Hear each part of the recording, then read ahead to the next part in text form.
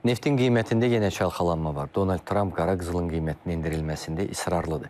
İqtisadçılar bildirir ki, bu qərarın arxasında böyük güc dövlətlərini zəiflətmək məqsədi dayanır. Neft qiymətlərində qeyri-sabitlik davam edir. Hazırda müxtəlif markalar üzrə neft tarifləri 60-68 dollar arasındadır. Amerika Birləşmiş Ştatları prezidenti Donald Trump'ın tarif qərarının ləngiməsi ötən həftələrdə nefti bahalaşdırsa da, bu günlərdə qiymətlər yenidən ucuzlaşmağa başlayıb. Bunun da səbəblərindən biri Trump'ın neft tariflərini endirməklə bağlı prinsipiallığıdır. Vaşinqton bu yolla Rusiya, Çin, İran və Venezuela kimi ölkələrin iqtisadiyyatını zəiflətmək niyyətindədir. Digər səbəb isə OPEC+ ölkələrinin neft hasilatını artırmaq barədə qərarıdır. Hətta 8 iştirakçı iyul ayında hasilatı növbəti dəfə kəskin artırmaq barədə müzakirələr aparırlar. Bunun da əsasında Birləşmiş Ştatların bəzi OPEC+ ölkələrinə, xüsusilə Səudiyyə Ərəbistanına təzyiqi dayanır. Gözləntilər ondan ibarətdir ki, ticari müharibələr dünya iqtisadiyyatının inkişafını ləngitsin. Avtomatik olaraq bu ləngitmə də neft qiymətlərinə neqativ təsir göstərir. İndi proqnozlar ondan ibarətdir ki, bu qərarlar neftin indiki diapazonda qiymətinin formalaşmasına mane olmayacaq, amma ilin sonuna qədər 50 dollara qədər qiymətlərin düşəcəyinə dair proqnozlar var. JP Morgan'ın proqnozu neft qiymətləri ilin sonuna qədər 50 dolları görə bilər istiqamətindədir.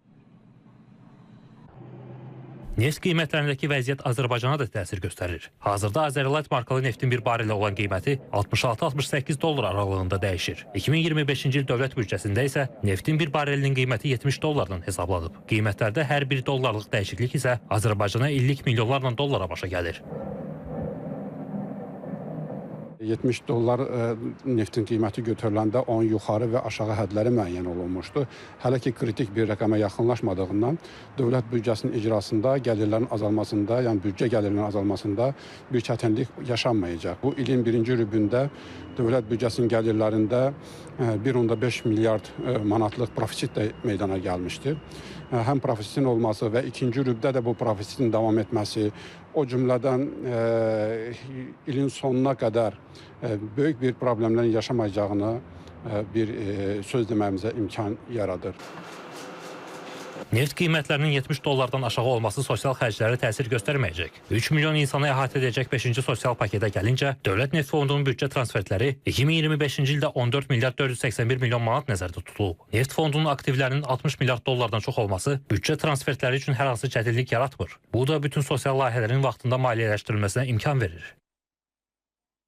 Artıq bu ildən 5-ci sosial paketin icrasına başlanmışdır və bu paket artıq təsdiq olunmuşdur və ilin sonuna qədər də paketin icrası uğurla davam etdiriləcək və paketdə nəzərdə tutulmuş bütün artımlar, müavinətlər, artımlarla vətəndaşlara təqdim olunacaqdır. Ekspertlər bildirir ki, neft qiymətləri yaxın 4 il ərzində 50-65 dollar səviyyəsində qalacaq. Ümumilikdə Trump'ın hakimiyyəti dövründə 75-80 dollarlıq hədd təkrarlanmayacaq. Bu proqnozun da əsasında OPEC+ ölkələrinin neft hasilatı ilə bağlı qərarları, Trump'ın neft qiymətlərini aşağı həddə saxlamaq planı, qlobal səviyyədə davam edən yaşıl enerjiyə keçid prosesi və digər faktorlar dayanır.